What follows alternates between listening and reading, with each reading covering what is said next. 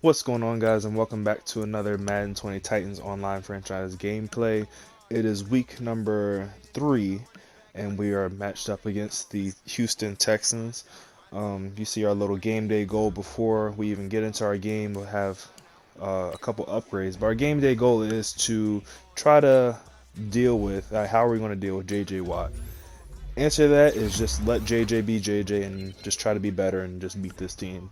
Because honestly, if we put all of our focus on JJ Watt, then freaking Jadeveon Clowney is just going to get loose and just destroy us. So Titans definitely have I wish the Titans had a little two-headed monster at defensive end like what the Texans do, but we don't. The Texans definitely have a problematic defense. So shading to one side or the other is basically pick your poison.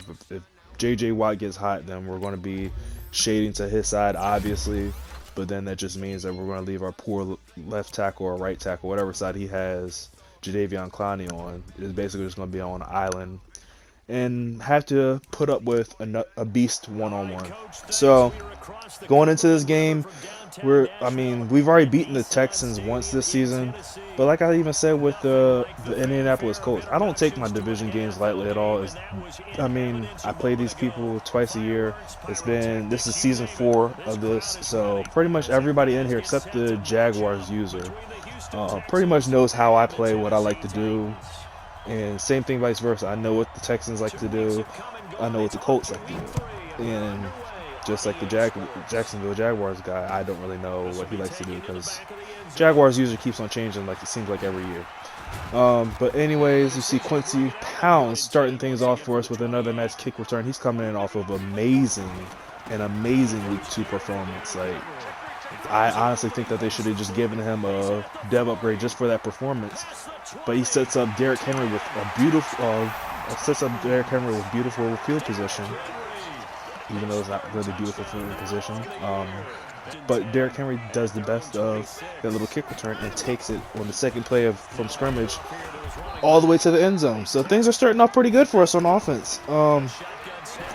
Defensive-wise, I'm not sure what the heck Stephon Gilmore was doing right there. I had him in man coverage against DeAndre Hopkins, and I think DeAndre Hopkins has that in and out specialist, but just the animation that I got out of Stephon Gilmore, I don't think it matched.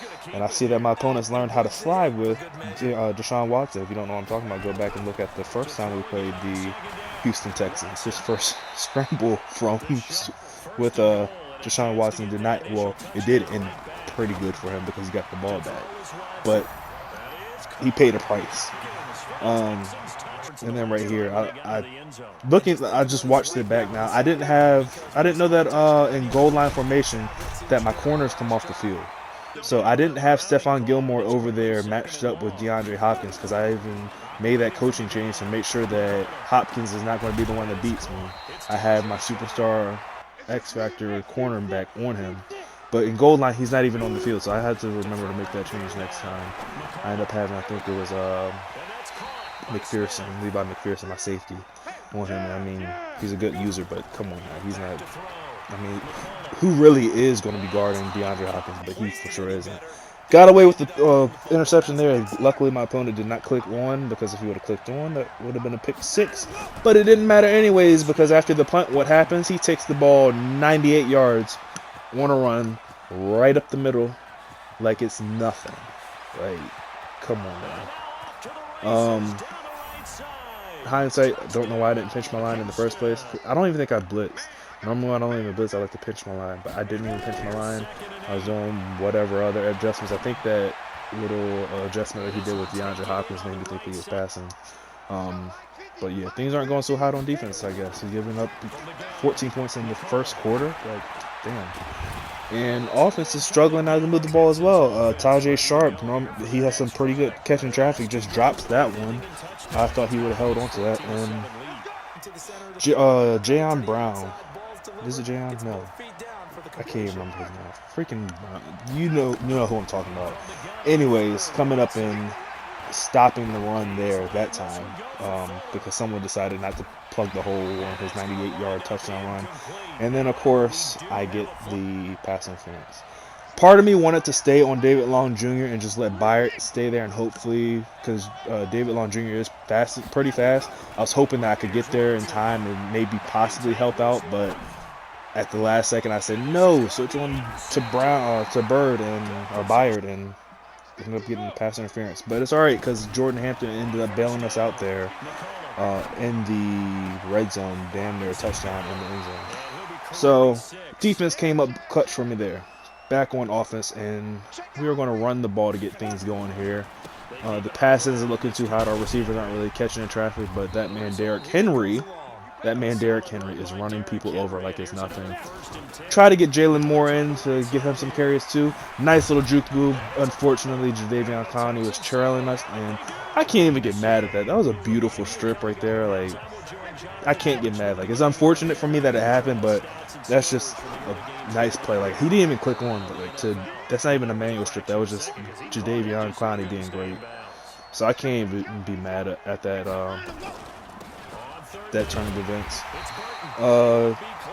Goss, I can't remember his name for his first name, but our first round draft pick coming up big there on third down and getting us a nice little stop there.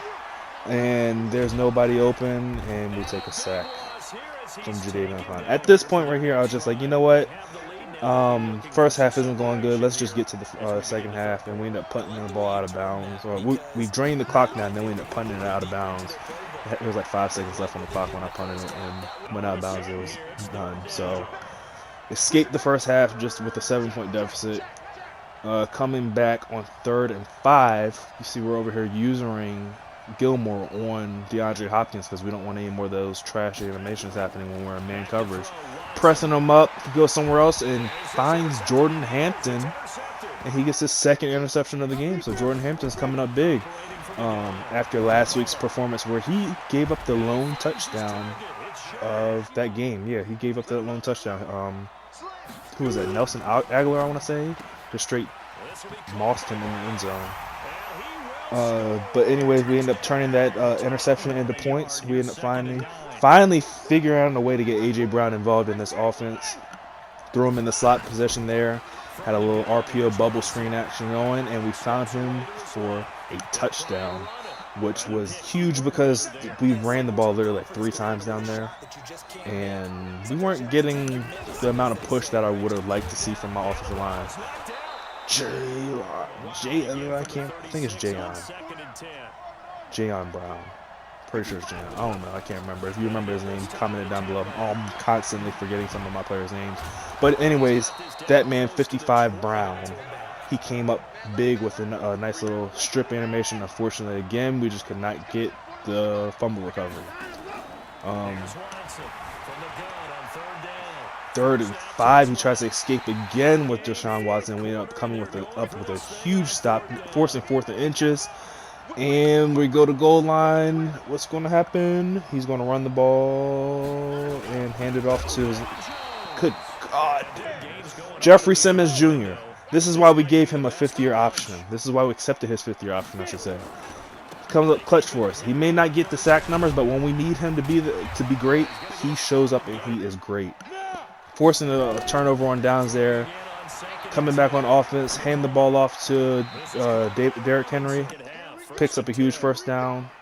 And McCullough right now is just on point with his accuracy. Like, it's unreal right now. And we go back to McCullough again, wanting him to convert on 2nd and short. Finds David Moore on a nice little out route. He falls down, stays in bounds, keeps the clock moving, forcing the Texans to burn a timeout.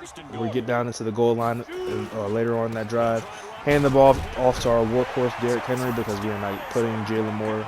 Yeah, we're not putting Jalen Moore back in the game because of that fumble. And Derrick Henry takes us into the end zone, giving us a 21-14 lead. So this was definitely a hard-fought game against a division rival. Like I said, I don't take these games lightly. Now we're just looking for our defense to close it out. Almost had an interception with Byard, and it gets tipped up in the air. And Deshaun Watson, DeAndre Hopkins. What am I talking about? DeAndre Hopkins comes back and catches the ball. This is my bad right here. I should have just pulled off with Byard and Gilmore, and he's in the zone. I'm promise you, I'm about 90% sure. If I would have backed off of that play, that Gilmore would have picked that ball off. But anyways, forced incompletion, and George Odom. George Odom. I do remember his name because I found him in free agency. Comes up clutch for us. But actually, that was both George Odom and Levi McPherson. Both of them coming up clutch. Obviously, Odom forcing the fumble, the forced fumble, and then Levi McPherson recovering it. And we take over on downs right here. We're just running out the last couple times trying to get Derrick Henry over 200 yards rushing, which we do right there. And the Tennessee Titans are moving on to 3-0 on the season. So definitely a tough game. Battled adversity. We got down early, 14-7. 14-7 in the first quarter. Defense played amazing the second half. Defense shut them out the entire second half. Came away with one big interception in the red zone. So things are going good for our team right now. Everything's looking good. When our offense is on, it seems like our defense is picking us up. The same thing vice versa. So till next game, I will catch you all next time. Leave a like on the video. Later.